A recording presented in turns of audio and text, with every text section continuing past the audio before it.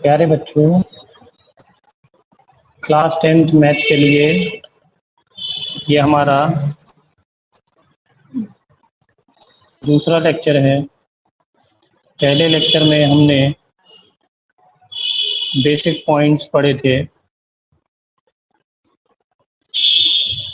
वहीं से हम शुरू कर रहे हैं। और आपको पता ही है कि ये जो वीडियो लेक्चर है ये हिंदी इंग्लिश दोनों मीडियम के बच्चों के लिए है। तो जो भी मैं आपको नोट्स प्रोवाइड कराऊंगा, कोशिश करूंगा कि दोनों ही लैंग्वेज में मिले आपको। तो जहाँ पे हमने पहली वीडियो एंड की थी, पहली लेक्चर क्लास खत्म हुआ था, वहीं से मैं शुरू कर रहा हूँ। फिर आज इस वीडियो लेक्चर में हम अपनी फर्स्ट एक्सरसाइज जो 1.1 है, उससे पहले कुछ एग्जाम्पल्स उदाहरण दे रखे हैं। हम उन उदाहरण को आज इस वीडियो लेक्चर में डिस्कस करेंगे। पहले शुरुआत करते हैं पिछले ही पॉइंट से, जहाँ पे हमने पहला वीडियो खत्म किया था।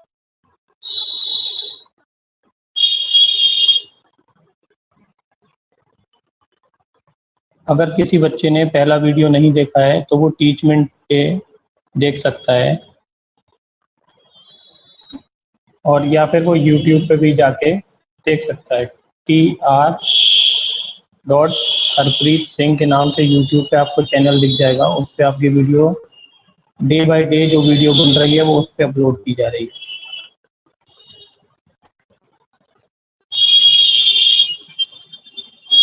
चलिए स्टार्ट करते हैं अपनी दूसरी वीडियो।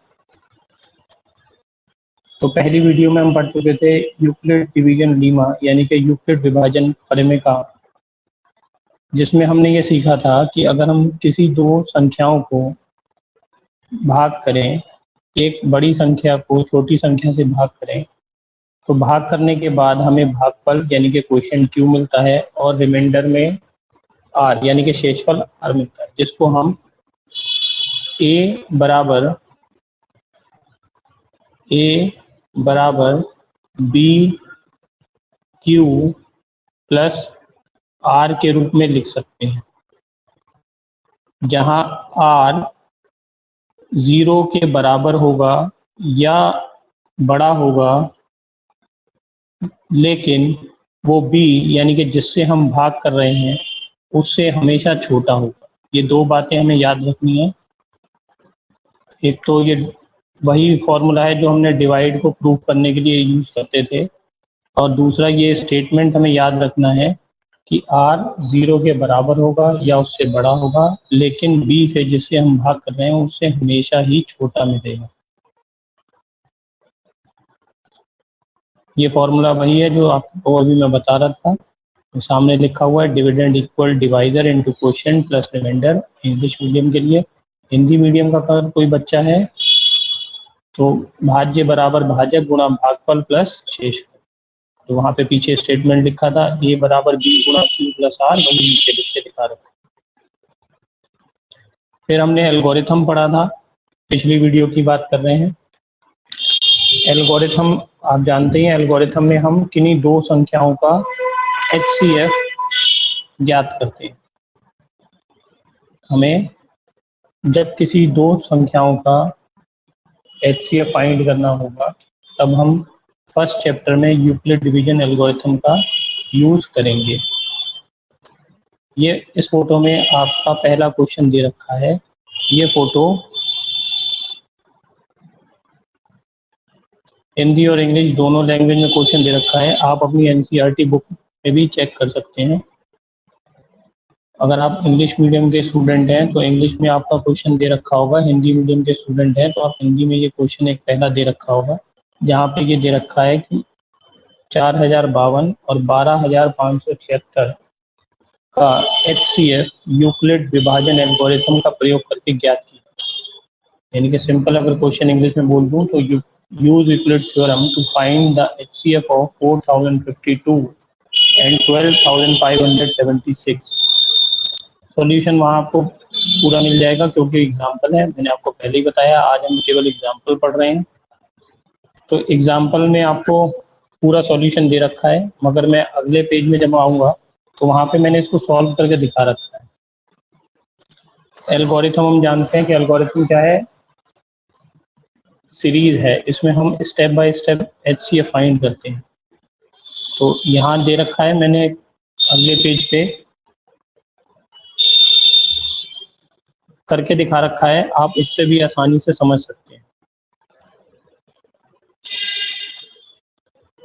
देखिए हमें क्या फाइंड करना है, इन दोनों का HCF फाइंड करना है। तो यहाँ पे सबसे पहला काम हमारा ये है कि हमें इनमें से बड़ी संख्या पहचाननी है, और पहचानना कोई मुश्किल नहीं है, हम बड़ी संख्या पहचान सकते हैं कि 4052 और 12576 में से संख्या बड़ी कौन सी है।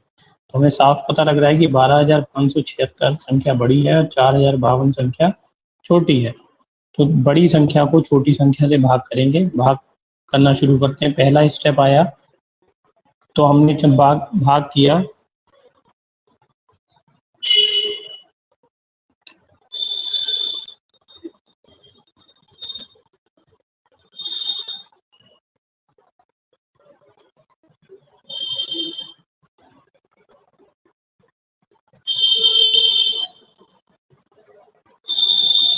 पहले भाग जो हमने करा तो हमें मिल गया 3, 4052 को 3 से गुणा करेंगे तो 12156 आ गया। जब हमने भाग करके माइनस करा तो हमें यहाँ पे 420 मिला। तो ये पहला स्टेप हो गया। स्टेप मैंने सामने वाले पेज पे लिखे हुए हैं, जहाँ लिखा हुआ है यूक्लिड विभाजन एल्गोरिथम से। तो पहला स्टेप आ गया जिसको हमने A बराबर BQ प्लस R के रूप में लिखा हुआ है। तो वहाँ देखेंगे, वहाँ लिखा हुआ है 12576 बराबर 4052 गुणा 3 प्लस 420। इसके आगे लिखा है R बराबर 0 नहीं। तो ये पहली कंडीशन मिली। पहला भाग से हमें क्या मिला, 12576 को हमने लिखा 4052 गुणा 3 प्लस 420, यानी कि पहली बार में R हमें 0 नहीं मिला। अब हमें क्या करना है, जो हमारा शेषफल बचा है 420, उससे हम भाजक को भाग करेंगे, यानी कि 4052 जो भाजक था अब वो भाज्य बन जाएगा, यानी कि वो डिवाइजर से डिविडेंड बन जाएगा। अब हम 420 से 4052 को भाग करेंगे तो 420 की मल्टीप्लाई 9 से करेंगे तो 3780 मिला और शेषफल मिला 272, 272। तो ये हमारा दूसरा स्टेप हो गया, यानी कि दूसरे स्टेप में हमने दूसरा जो भाग, जितनी बार हम भाग करेंगे उतने हमारे इस क्वेश्चन में स्टेप बनेंगे। यूक्लिड एल्गोरिथम में जितनी बार हम डिवाइड करते जाएंगे उतने हमारे क्वेश्चन में स्टेप्स बनते जाएंगे। आप डिवाइड देखते जाइए, सामने के सामने स्टेप भी लिखे हुए हैं। तो दूसरा जो डिवाइड करा वो हमने 420 से 4052 को डिवाइड करा, जिसके भागफल के रूप में हमें 9 मिला है और शेषफल के रूप में 272 मिला। तो इसके लिए एक स्टेटमेंट की लाइन आ गई, सामने ही लिखी है 4052, यानी कि 4052 बराबर 420 गुणा 9 प्लस 272। यहाँ पे भी R हमें 0 नहीं मिला है।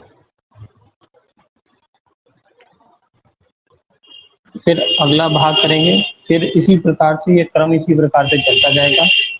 शेषफल जो है वो भाजक में बदल जाएगा और जो भाजक है वो भाज्य में बदल जाएगा, यानी कि जो रिमाइंडर है वो डिवाइजर में बदल जाएगा, जो डिवाइजर है ऊपर वाला जो डिवाइजर होगा वो डिविडेंड में बदल जाएगा।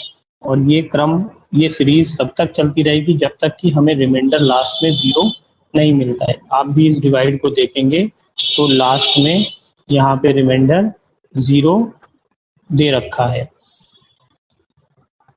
बिल्कुल लास्ट में जब हम पहुंच जाएंगे तो ये रिमाइंडर क्या हो गया, 0 हो गया है। तो जहाँ पे हमें ये रिमाइंडर शेषफल 0 मिलेगा उस डिवाइड पे, उस भाग पे जो हमारा भाजक होगा यानी कि डिवाइजर होगा, वही हमारे नंबर्स का, दिए गई संख्याओं का HCF होगा। तो लास्ट में यही लाइन लिखी हुई है, HCF किसका, 4052 और 12576 का जो HCF है वो क्या मिला हमें 4 मिला है। उम्मीद है कि आपको पहला एग्जाम्पल समझ में आ गया होगा। बुक से भी आप मैच कर लीजिए, ये नोट तो मैंने दे रखा है, इससे भी आप नोट कर लीजिए, इससे भी आपको समझ आ जाएगा। अब बढ़ते हैं अगले क्वेश्चन की तरफ। अगले एग्जाम्पल है दूसरा एग्जाम्पल, ये भी मैंने दोनों लैंग्वेज में आपको दे रखा है, NCERT बुक का है। सेकेंड एग्जाम्पल हिंदी में भी दे रखा है और इंग्लिश में भी दे रखा है। जो सवाल है वो ये दे रखा है कि दर्शाइए कि प्रत्येक धनात्मक समपूर्णांक 2q के रूप में होता है तथा प्रत्येक धनात्मक विषम पूर्णांक 2q प्लस 1 के रूप में होता है, जहाँ q कोई पूर्णांक होगा। इंग्लिश में भी क्वेश्चन पढ़ देता हूँ एक बार मैं।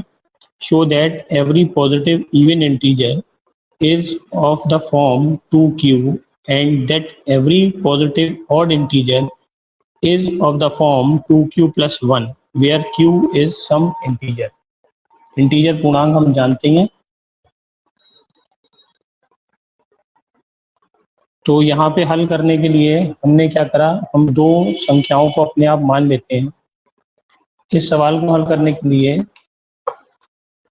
सॉल्यूशन समझने के लिए सबसे पहले हम ये समझते हैं कि यहाँ पे दो इंटीजर्स दे रखे हैं। तो पहला इंटीजर्स हम वो लेंगे जैसे कि हम पिछले सवाल में a ले रहे थे, उसी प्रकार से a लेंगे।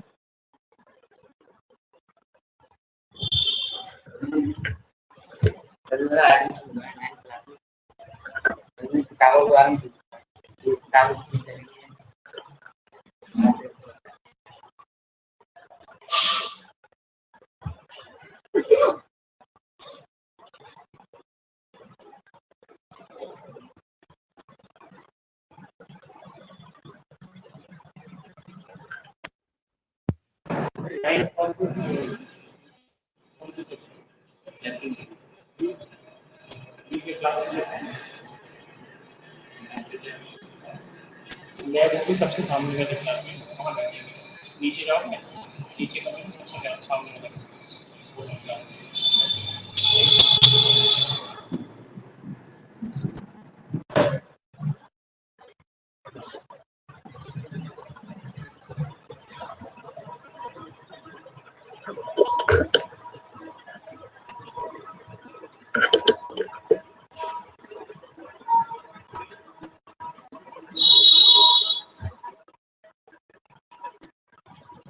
Question number 2।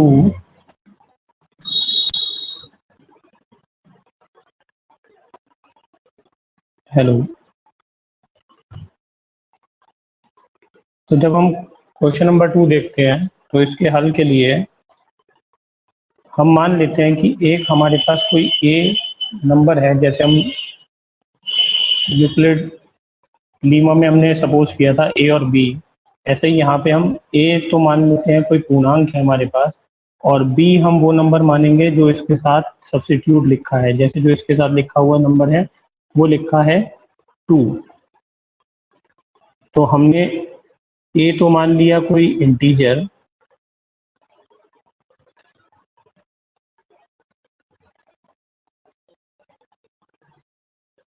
और बी हो गया हमारा 2, क्योंकि इसके साथ मल्टीपल में क्या लिखा हुआ है, 2 लिखा हुआ है। और हमने ये भी यहाँ पे सपोज किया है कि ए जो है वो 2 से जो है वो बड़ा है। ये दो चीजें हमने सपोज की हैं कि ए हमारा एक इंटीजर है,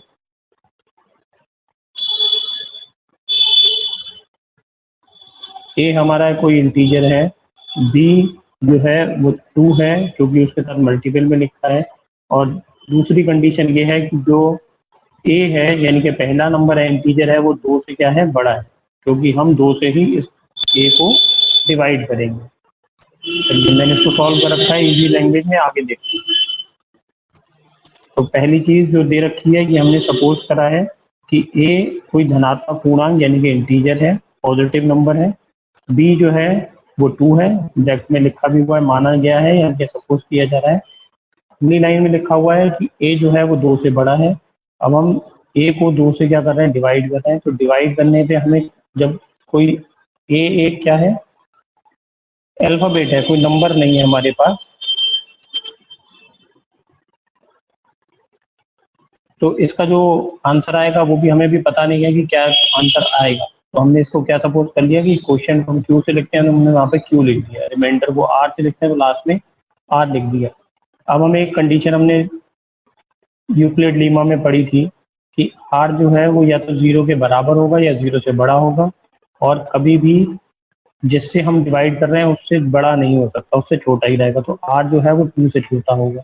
अब कंडीशन क्या बची, जब 2 से छोटा है तो 0 होगा या 1 होगा, इसके अलावा तो होगा नहीं, क्योंकि हमने ऊपर जो सपोज किया है वो पॉजिटिव इंटीजर किया है, धनात्मक पूर्णांक है, ये पॉजिटिव इंटीजर है, पॉजिटिव नंबर है, नेगेटिव की तरफ हम नहीं जाते।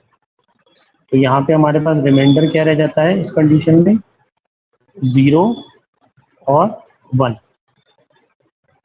अब इसको अगर हम एल्गोरिथम के अकॉर्डिंग लिखें तो एल्गोरिथम के अकॉर्डिंग हम क्या लिख सकते हैं, a equal to Q plus R. ये एल्गोरिथम में आपने याद किया था कि a equal to Q plus R, उसी एल्गोरिथम के अकॉर्डिंग ये क्रिएट हो गया। जहाँ r हमने क्या देखा, 0 और 1, दो नंबर देखे थे। r क्या है, या तो 0 है या 1 है।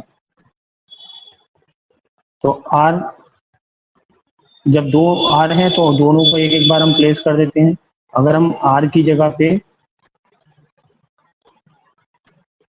अगर हम r की जगह पे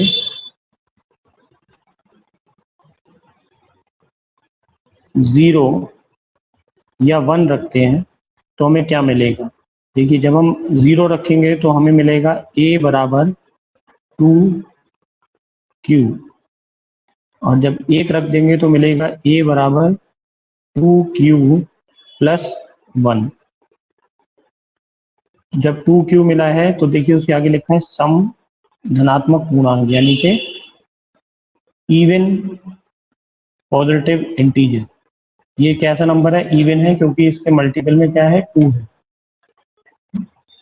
इवन और ऑड आप जानते ही हैं, इवन वो नंबर है जो 2 से डिवाइड हो जाए, यानी कि 2 के मल्टीपल्स होंगे, और ऑड नंबर वो होंगे जो 2 के मल्टीपल ना हो, जैसे 3, 5, 7 के सब ऑड है। तो जैसे ही हम इवन नंबर में यानी कि सम संख्याओं में एक जोड़ देंगे तो वो अपने आप ऑड संख्या बन जाएगी, विषम संख्या बन जाएगी। 2 के अंदर आप 1 जोड़ देंगे तो 3, वो विषम संख्या बन जाएगी। तो ऐसे ही देखिए, पहले में हमें क्या मिला, ये बराबर 2q, ये एक सम धनात्मक पूर्णांक होगा, यानी कि इवन पॉजिटिव इंटीजर होगा। और अगर हम 2q प्लस 1 लिखेंगे तो वो एक और धनात्मक पूर्णांक होगा। अब बढ़ते हैं तीसरे एग्जाम्पल की तरफ। एग्जाम्पल आपकी बुक में हिंदी इंग्लिश दोनों लैंग्वेज में दे रखा है। आप जिस लैंग्वेज में पढ़ रहे हैं, वो जिस मीडियम में आप पढ़ रहे हैं उस लैंग्वेज की बुक आपके पास होगी, आप उसमें से देख सकते हैं। अगर किसी बच्चे के पास बुक नहीं है तो वो NCERT ऐप से भी डाउनलोड कर सकता है। आज के टाइम पे हमारे पास बहुत अच्छी फैसिलिटी है कि हम प्ले स्टोर से NCERT ऐप डाउनलोड करके वहाँ से बुक डाउनलोड कर सकते हैं। तो ये थर्ड एग्जाम्पल आपके सामने दे रखा है। जैसा सेकंड था बिल्कुल सेम थर्ड है। यहाँ पे मल्टीपल चेंज हो गया है, 4 आ गया है, वहाँ 2 था, यहाँ पे 4 आ गया है। तो करने का तरीका और सवाल बिल्कुल वैसा ही चलेगा। यहाँ पे भी हमें इवन और ऑड नंबर्स में संख्याओं को बताना है। तो क्वेश्चन मैं इंग्लिश में भी पढ़ देता हूँ एक बार और हिंदी में भी पढ़ देता हूँ। पहले इंग्लिश में पढ़ देता हूँ। क्वेश्चन नंबर 3 लिखा है, show that any positive odd integer of the form 4q plus 1 or 4q plus 3 where q is some integer। तो यहाँ पे हमें ऑड नंबर्स को पिक करना है, केवल ऑड नंबर की बात करनी है। मैं आपको दोनों समझाऊंगा, सम और विषम, यानी कि ऑड और इवन दोनों समझाऊंगा, मगर हमें जो लास्ट में आंसर अपना ड्रॉप करना है वो हमें केवल ऑड नंबर पे ड्रॉप करना है, यानी कि हमें केवल ऑड नंबर बताने। तो हम अपना आंसर को लास्ट में ऑड नंबर पे ड्रॉप करेंगे। क्वेश्चन नंबर 3 फिर से मैं हिंदी में पढ़ देता हूँ। विषम के लिए दर्शाइए कि एक धनात्मक विषम पूर्णांक 4q प्लस 1 या 4q प्लस 3 के रूप का होता है, जहाँ q एक पूर्णांक है। सॉल्यूशन आपके सामने दे रखा है बुक में। मैं इन बुक के अकॉर्डिंग नहीं, मैं आपको अपने शॉर्ट लैंग्वेज में जो मैंने पेज पे लिख रखा है उसकी सहायता से आपको समझा रहा हूँ। आप यहाँ से बाकी डिटेल जो है वो यहाँ से भी पढ़ सकते हैं। तीसरा, कंडीशन वही रखी है जो हमने पहले रखी थी कि ए वही धनात्मक पूर्णांक यानी कि पॉजिटिव इंटीजर है, यानी कि हम पॉजिटिव नंबर्स की बात करेंगे, नेगेटिव नंबर की बात नहीं करेंगे पहली चीज। सेकंड, बी नंबर क्या ले लिया 4, क्योंकि 4 जो है वो इस नंबर का मल्टीपल। कंडीशन वही है कि ए जो है वो बी से बड़ा है, यानी कि ए जो है वो 4 से बड़ा होगा। अब हम डिवाइड कर रहे हैं,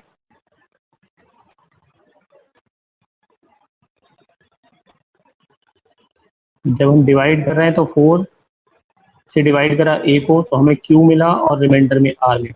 फिर से वही देखिए, यूक्लिड डिवीजन से आर जो है वो 0 से बड़ा होगा या बराबर होगा, और आर जो है वो 4 से छोटा होगा। अब 4 से छोटा होगा तो क्या क्या कंडीशन रह गई, आर क्या हो सकता है, एक 0 हो सकता है, 1 हो सकता है, 2 हो सकता है, 3 हो सकता है, ना तो वो 4 होगा ना 4 से बड़ा। अब एल्गोरिथम के अकॉर्डिंग हम इसको कैसे लिख सकते हैं, ए बराबर 4q प्लस आर, एल्गोरिथम के अकॉर्डिंग पीछे आप पढ़ चुके हैं, इस फॉर्म में लिख दिया। अब आर क्या क्या मिला हमें, 0 1 2 3 4, इनको एक एक करके हमने नीचे प्लेस कर दिया। जब हम 0 रखेंगे तो हमें ए बराबर 4q मिलेगा, ये एक इवन नंबर है क्योंकि 2 का मल्टीपल है। फिर अगर एक रखते आर की जगह पे तो क्या मिलता, 4q प्लस 1, ये विषम होगा क्योंकि इवन के अंदर एक जुड़ गया है। फिर देखें अगली बार में 4q प्लस 2, ये भी एक क्या होगा, इवन नंबर होगा क्योंकि इसमें 2 ऐड हुआ है, 2 जुड़ने का मतलब है ये इवन ही रहेगा। अगला है लास्ट, ए बराबर 4q प्लस 3, यहाँ पे 3 जुड़ा है यानी कि ये भी एक विषम होगा, यानी कि ऑड नंबर होगा। तो हमें ऑड कौन कौन से मिले, ऑड मिला हमें 4q प्लस 1 ऑड मिला है, और 4q प्लस 3 ऑड मिला है। ये 2 नंबर जो हैं ये हमें ऑड मिले हैं, बाकी सब क्या है, इवन नंबर थे दोनों। अब क्वेश्चन की डिमांड किसी के अकॉर्डिंग भी हो सकती है। अगर क्वेश्चन आपसे इवन पूछेगा तो हम इवन में उसको 4q और 4q प्लस 2 देंगे, ये मैंने नीले से लिख दिया है। ये हमारे क्या हो जाएंगे, इवन हो जाएंगे, सम हो जाएंगे जब हम सम की बात कर रहे होंगे, ठीक है। और जो रेड से लिखे हुए हैं मैं सर्कल कर देता हूँ रेड से, ये जो लिखा हुआ है ये ऑड होंगे।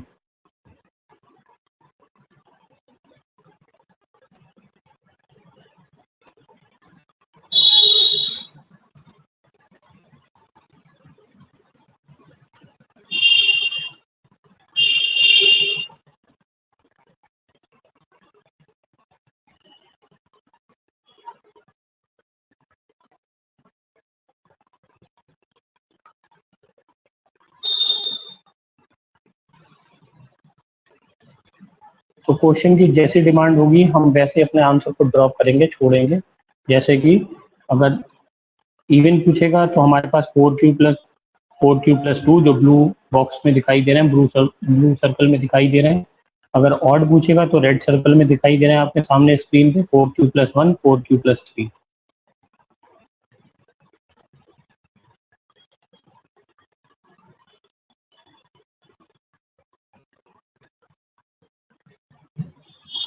अब आते हैं क्वेश्चन नंबर 4 जो एग्जाम्पल है। तो मैं एग्जाम्पल, ये क्वेश्चन एक बार हिंदी में एक बार इंग्लिश में, जैसे आप पीछे पढ़ते हुए आ रहे हैं वैसे ही दे रखा है। मैं एक क्वेश्चन एक बार पढ़ देता हूँ फिर इसका सॉल्यूशन बताता हूँ। ये लास्ट क्वेश्चन है, इसके बाद हम अपनी एक्सरसाइज शुरू करेंगे, वो हम नेक्स्ट वीडियो में स्टार्ट करेंगे, नेक्स्ट लेक्चर में होगा। इस वीडियो के लिए आज के लिए हमारा लास्ट क्वेश्चन है।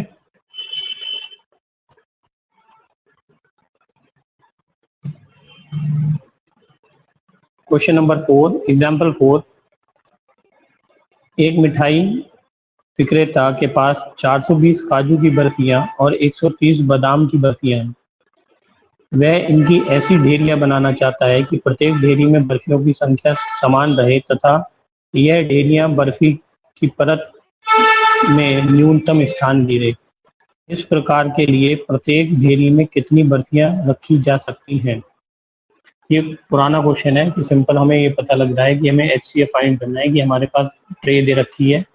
सिंपल अगर लैंग्वेज में क्वेश्चन को समझे तो ये दे रखा है कि किसी मिठाई वाले के पास दो प्रकार की बर्फियां हैं जिसको वो एक बराबर ऊंचाई पे यानी कि कम से कम जगह घेरता हुआ लगाना चाहता है। वो चाहता है कि एक जैसे सिमेट्री बनी रहे, एक बराबर उसको हाइट या एक बराबर का स्थान मिल जाए।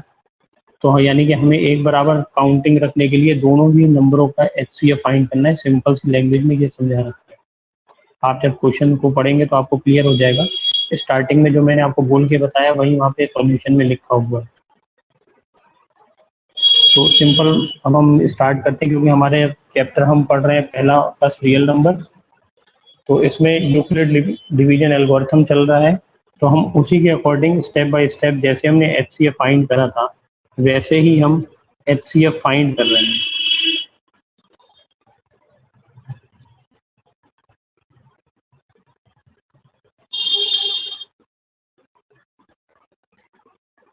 तो देखिए यहाँ केवल एक स्टेप दे रखे हैं, डिवाइड नहीं दे रखा है आपको। यहाँ आपको स्टेप दिख जाएंगे, चाहे आप हिंदी में देखें या फिर इंग्लिश में देखें, आपको केवल स्टेप दिखाई देंगे और डिवाइड दिखाई नहीं देगा। मैं आपको नेक्स्ट पेज जो मैंने दिखा रखा है वो डिवाइड दिखा रखा है और स्टेप उसी के साथ दे रखे हैं। आप उस पर भी देख के समझ सकते हैं। डिवाइड तो आपको करना आता ही है। तो मैं सिंपल डिवाइड की तरफ चलता हूँ। तो यहाँ में एक प्रकार की 420 बर्फियाँ थी और एक प्रकार की 130 बर्फियाँ। तो डिवाइड करते समय हमने बड़ा छोटा पहले जैसे कैलकुलेट करते थे, तो यहाँ पे पहले ही हमने देख लिया है कि कौन सा बड़ा है कौन सा छोटा है। तो यहाँ पे दिख रहा है 420 बड़ा है और 130 छोटा है। तो ए और बी जैसे हम सपोज करते थे वो ही हमारे पास कंडीशन बन गई है, ए और बी। तो यहाँ पे 130 से जब 420 को डिवाइड करेंगे तो 3 मिला, रिमाइंडर में आ गया 30। ये हमारा पहला डिवाइड का पहला स्टेप था। तो हमने पहला स्टेप नीचे लिख दिया। मैंने स्टेप साथ साथ में जैसे वहाँ बुक में दे रखे थे वैसे यहाँ नीचे लिख दिए। 420 बराबर 130 मल्टीप्लाई 3 प्लस 30। ये पहला डिवाइड का स्टेप हो गया। फिर दूसरा स्टेप क्या आ गया, अब 30 जो रिमाइंडर था वो हमारे पास डिवाइजर बन गया है। जो डिवाइजर 130 था वो डिविडेंड बन गया है, यानी कि वो अंदर की तरफ आ गया।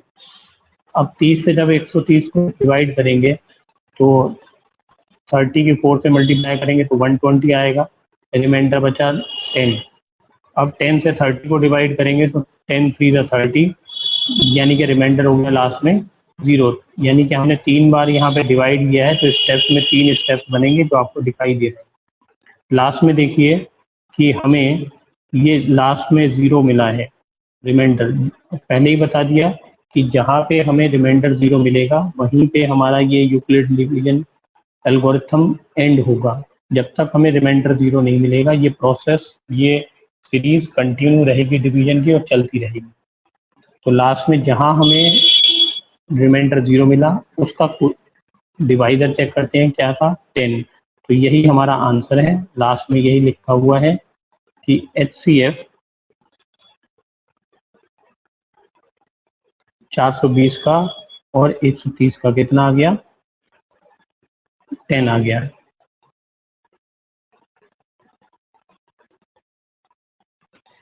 उम्मीद करता हूँ कि आपको ये चारों एग्जाम्पल समझ में आ गए होंगे।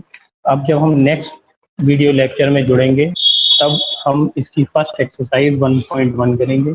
जब तक आप ये सभी एक्सरसाइज के क्वेश्चन जो एग्जाम्पल के हैं, चारों एग्जाम्पल, आप इन्हें प्रैक्टिस कीजिए, समझिए।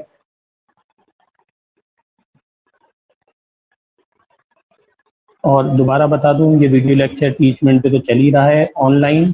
इसके साथ साथ इसका वीडियो आपका यूट्यूब चैनल पे भी अपलोड हो जाएगा, जो मेरे ही नाम से चल रहा है, हरप्रीत सिंह के नाम से। जो बच्चे टीचमेंट पे नहीं जुड़े हैं वो यूट्यूब से भी पढ़ाई कर सकते हैं। लेक्चर मैं हिंदी मीडियम इंग्लिश मीडियम दोनों के लिए बना रहा हूँ इजी लैंग्वेज में, जिससे कि आप इजीली समझ सकें।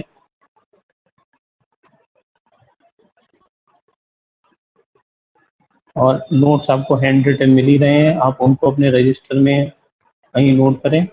और ये एग्जाम्पल्स जो हैं ये भी बोर्ड में कई बार पूछे जाते हैं, क्योंकि जो हमारा बोर्ड पैटर्न है वो एनसीईआरटी बेस्ड है, तो मैं एनसीईआरटी के ही क्वेश्चन आपको यहाँ पे सॉल्व करके दे रहा हूँ। तो आज की क्लास को हम यहीं पे एंड करते हैं। नेक्स्ट क्लास में जब जुड़ेंगे तो हम एक्सरसाइज 1.1 करेंगे, और तब तक मैं उम्मीद करता हूँ कि आप सभी बच्चे ये सब क्वेश्चन को अच्छे तरीके से प्रिपेयर करके, ये बेसिक पॉइंट्स को जिन्होंने फर्स्ट वीडियो नहीं देखी वो वीडियो देख के बेसिक पॉइंट्स भी समझ लें, फिर क्वेश्चन को समझ लें, फिर नेक्स्ट वीडियो लेक्चर में हम अपनी एक्सरसाइज शुरू करेंगे। Thank you class.